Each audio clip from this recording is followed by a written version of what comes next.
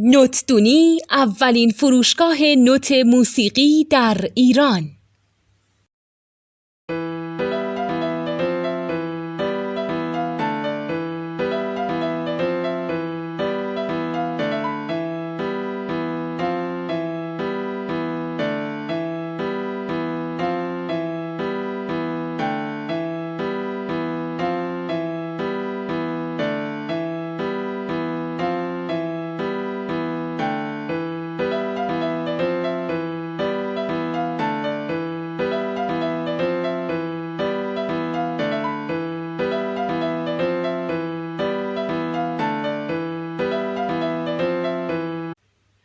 سلام دوست من، شما پیشنمایش این آموزش رو مشاهده کردید.